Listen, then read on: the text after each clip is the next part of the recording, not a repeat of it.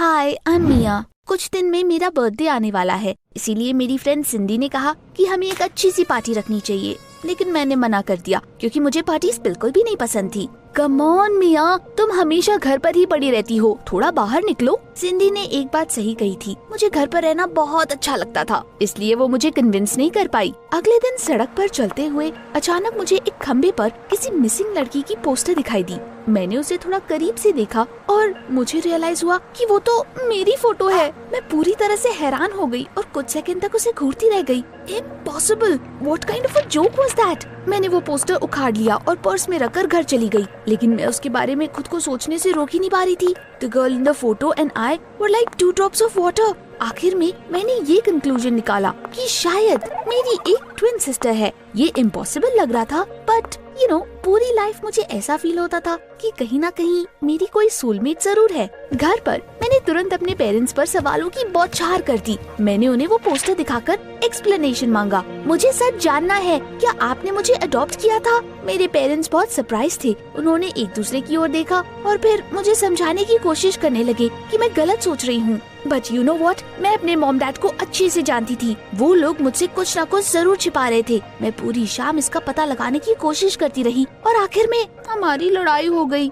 मिया, तुम न जाने क्या क्या सोचती रहती हो। अब ये सब बकवास बंद करो और जाकर पढ़ाई करो। मेरे दिमाग में बहुत कुछ चल रहा था, इसीलिए मैं पढ़ाई भी नहीं कर पा रही थी। अपने रूम में आने के बाद मैं ये समझने की कोशिश करने लगी कि असल में हुआ क्या होगा। मेरे पेरेंट्स काफी सस्पिशियस लग रहे थे। शायद मैं और मेरी बहन बचपन में बिछड़ गए थे और अलग अलग फैमिलीज में आ गए, और अब हमारे पेरेंट्स हमसे सच्चाई छुपा रहे थे। मैं इसे ऐसे नहीं जाने दे सकती थी और इसीलिए मैंने सब कुछ खुद पता लगाने का फैसला किया। मैंने अपने पर्स से वो पोस्टर निकाला और उस पर दिए गए नंबर पर कॉल किया। एक औरत ने फोन उठाया। उसने कहा कि पोस्टर वाली लड़की उनकी मिसिंग डॉटर है, जो एक दिन क्लब में गई थी और उसके बाद वापस नहीं लौटी। I am so sorry to ask, but क्या आपकी बेटी अडॉप्टेड थी? वो औरत बिल्कुल शांत पड़ गई। मुझे लगने लगा कि अब शायद मुझे कोई जवाब नहीं मिलने वाला, लेकिन तभी उसने बोला, मेरे हस्बैंड और मैंने उसे लगभग 16 साल पहले अडॉप्ट किया था, तब वो बहुत छोटी थी। मैंने उन्हें थैंक्स कहकर फोन रख दिया। मेरा दिल जोर जोर से धड़क रहा था। क्या मैं सही थी? Just imagine, I really did have a sister. अगले दिन मैं सुबह जल्दी उठ गई और उसे ढूंढने का फैसला किया।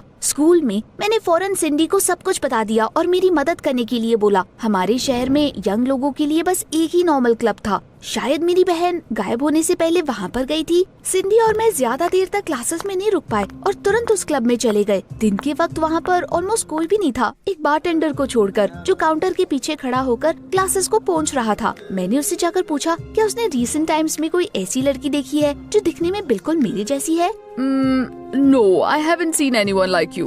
वो बारटेंडर नजरें झुकाकर वापस क्लासेस पहुँचने में लग गया।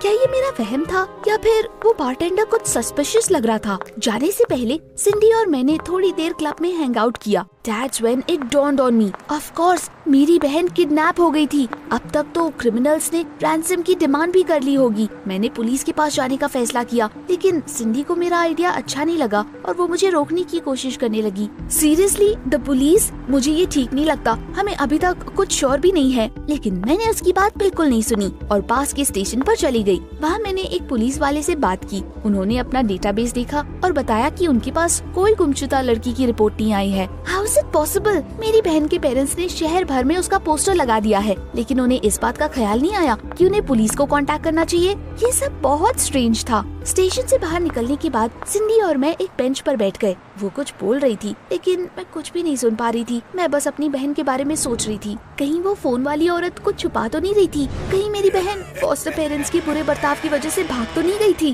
क्या पता उन्होंने उसे किसी जंगल में जाकर छोड़ दिया हो और अब बस उसके लिए पोस्टर्स लगा रहे थे ताकि दूसरों को उन पर शक न हो। मैं ऐसे चुपचाप नहीं बैठ सकती थी, इसीलिए मैंने अपने एक फ्रेंड से मदद मांगने का फैसला किया। Philip was a cool hacker and a computer गुरु। मैंने उसे उस औरत का नंबर देकर उसका एड्रेस पता लगाने के लिए बोला। उसने अगले ही दिन एड्रेस पता करके मुझे बता दिया और फिर स्कूल खत्म होते ही मैं वहाँ पर पहुँच गई। बाय द वे, उस दिन मेरा बर्थडे था, लेकिन मैं उसके बारे में बिल्कुल भूल चुकी थी। किसी ने मुझे विश भी नहीं किया, यहाँ तक कि सिंडी ने भी नहीं। अगर ये पहले कभी होता तो मुझे बहुत बुरा लगता, लेकिन अभी मेरे पास इन सब के बारे में सोचने का टाइम नहीं था। मुझे वहाँ अकेले जाने में डर लग रहा था, इसलिए मैंने अपनी फ्रेंड को भी साथ ले लिया। हम फिलिप के दिए हुए एड्रेस पर गए और वहाँ पर हमें एक नॉर्मल सा घर मिला। वहाँ कोई लाइट्स नहीं जल रही थी और जब हमने डोरबेल बजाई तब किसी ने दरवाजा भी नहीं खोला। ऐसा लग रहा था जैसे उस घर में कोई भी नहीं है, लेकिन मेरा इंट्यूशन बोल रहा था कि ऐसा नहीं है। शायद मेरी बहन के साथ कुछ बुरा हुआ था और मुझे उसकी हेल्प करनी थी।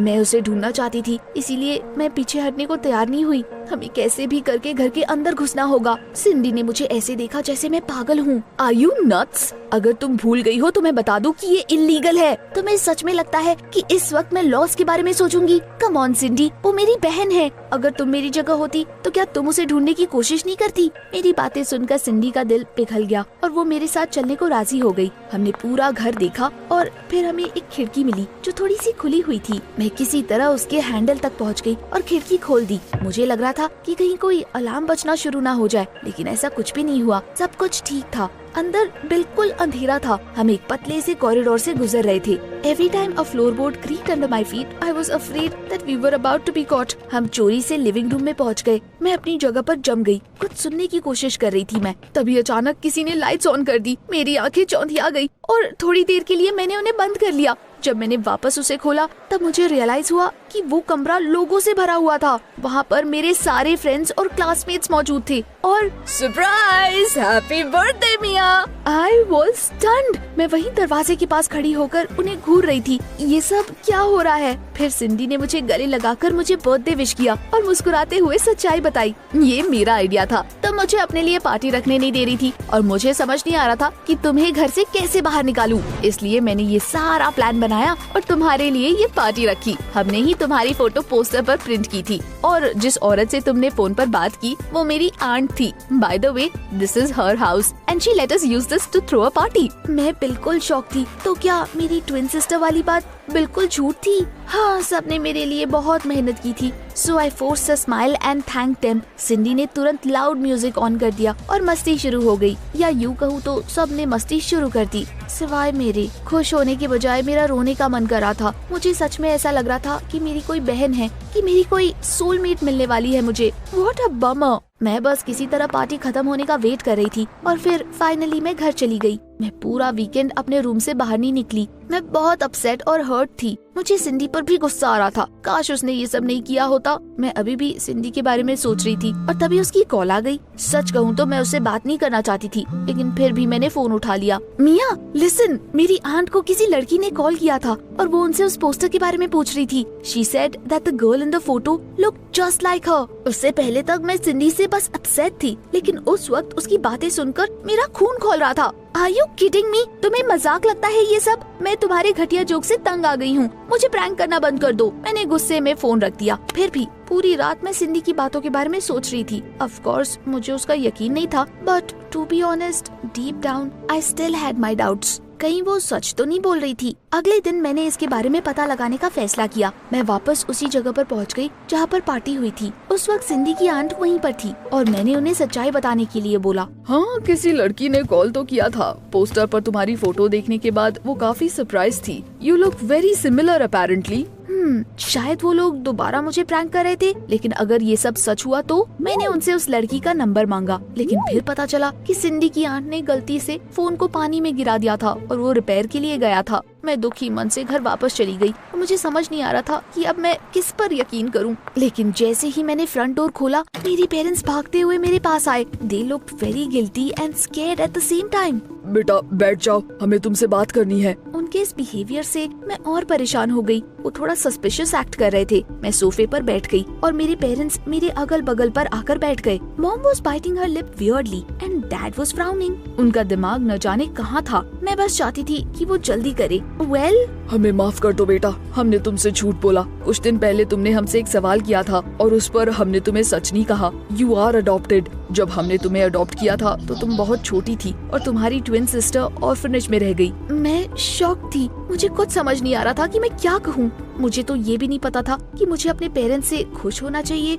या नाराज, क्योंकि उन्होंने इतने टाइम से मुझसे सच्चाई छुपा कर रखी। हम अब जाकर तुम्हें सारी सच्चाई इसलिए बता रहे हैं क्योंकि घंटे भर पहले तुम्हारी बहन यहाँ पर आई थी। वो तुम्हारे लिए एक नोट छोड़ कर गई है। मॉम ने मुझे एक कागज का टुकड़ा पकड़ा दिया। मैंने कांपते हुए हाथों से उसे थामा। उस नोट में लिखा था कि मेरी बहन 3 बजे एक कैफे में मेरा वेट करेगी। उसने नीचे अपना नाम भी लिखा था, अगाथा। मैंने उस नोट को अपने सीने से लगा लिया। Agatha, so that was her name, यानी कि मैं हमेशा से सही थी। मेरी सच में एक बहन थी। घड़ी देखते ही मेरा दिल बैठ गया। ऑलरेडी 2:45 हो चुके थे। मैं तुरंत घर से निकल गई। मुझे पता था कि मैं पैदल टाइम से नहीं पहुंच पाऊंगी, इसलिए मैंने टैक्सी ले ली। कार में बैठते वक्त मैं बहुत नर्वस थी। Oh god, please let me make it. अचानक टैक्सी धीरे होने लगी और फिर बिल्कुल रुक गई। हमारे आगे बहुत सारा ट्रैफिक जैम लगा हुआ था और मुझे समझ आ गया कि हमें बहुत देर तक वहीं पर रुकना पड़ेगा। इसलिए मैंने टैक्सी ड्राइवर को पैसे दिए और कार से उतरकर भागना शुरू कर दिया। मैंने टाइम देखने के लिए अपना फोन निकाला और तभी अचानक मेरी हील सीवर की जाली में फंस गई। Just what I needed. मैं खुद को छुड़ाने की कोशिश करने लगी, लेकिन कोई फायदा नहीं हुआ। मैं इतनी हेल्पलेस फील कर रही थी कि बस फूट फूट कर रोना चाहती थी, लेकिन अभी मेरे पास बिल्कुल भी टाइम नहीं था। I got a grip, pulled my heel free and ran on. उस वक्त अगर मेरे जिम टीचर मुझे देखते तो हैरानी हो जाते। मैं पहले कभी इतना तेजी से नहीं दौड़ी। जैसे ही मैंने कैफे का दरवाजा खोला, विजिटर्स और स्टाफ दोनों मुझे मुड़कर देखने लगे। But literally I really didn't care कि वहाँ पर लोग मेरे बारे में क्या सोचेंगे। Moving through the room, I looked for a familiar face at the tables, लेकिन अगाथा कहीं भी नहीं दिखी। सब कुछ खत्म हो चुका था। मैंने बहुत देर कर दी थी और उसके साथ ही मैंने अपनी बहन से मिलने का इकलौता चांस गवा दिया था। मैं इतनी ज्यादा दुखी थी कि वहीं पर एक टेबल पर बैठकर रोने लगी। तभी अचानक मुझे सिंडी की आवाज सुनाई दी। मिया, इज दैट यू?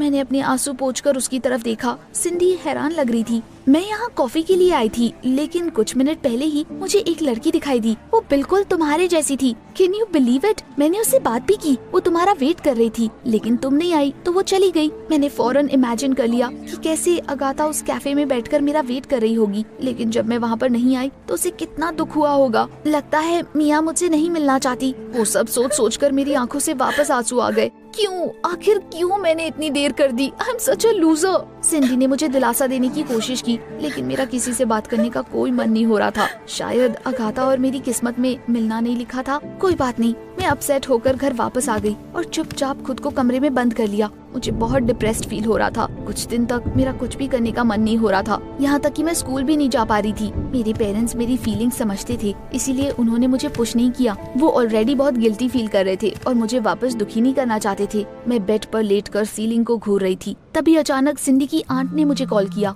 उन्होंने पूछा कि मैं सिंडी से आखिरी बार कहाँ मिली थी। उन्होंने बताया कि मेरी फ्रेंड कहीं भी नहीं मिल रही है। She has been so busy looking for someone lately and last night she didn't come home at all. मुझे बहुत फिक्र हो रही है। मैं तुरंत बेड से उठकर खड़ी हो गई। अपनी फ्रेंड के गायब होने की खबर सुन के मैं अपने डिप्रेशन के बारे में सब कुछ भूल गई। वो कहाँ जा सकती थी? सिंडी ऐसी नहीं थी कि वो किसी को भी बिना बताए अचानक से गायब हो जाए। मैं बहुत डर गई, इसीलिए तुरंत मैंने इसका पता लगाने का फैसला किया और उसकी आंट के पास गई। ऑलरेडी अंधेरा हो गया था, घर की लाइट्स ऑफ थी और मुझे डेजा वू वाली फीलिंग आ रही थी। लेकिन इस बार दरवाजा बंद नहीं था। मैं आराम से अंदर घुस गई और मैं उस जाने पहचाने कॉरिडोर से गुजरते हुए लिविंग रूम में आ गई। लेकिन तभी अचानक किसी ने वापस लाइट ऑन कर दी और सबसे पहले मैंने सिंडी को देखा। वो मेरे ठीक सामने खड़ी थी और मेरे सारे फ्रेंड्स भी वहीं पर थे। What were they doing? आज तो मेरा बर्थडे भी नहीं था। यू नो, कुछ दिनों से मैं किसी की तलाश में थी और फाइनली वो मुझे मिल गई। मुझे कुछ समझ नहीं आ रहा था कि वहाँ पर क्या चल रहा है और मैं उन सबको बोलने वाली थी कि उन्होंने दोबारा मुझे प्रैंक करके ठीक नहीं किया।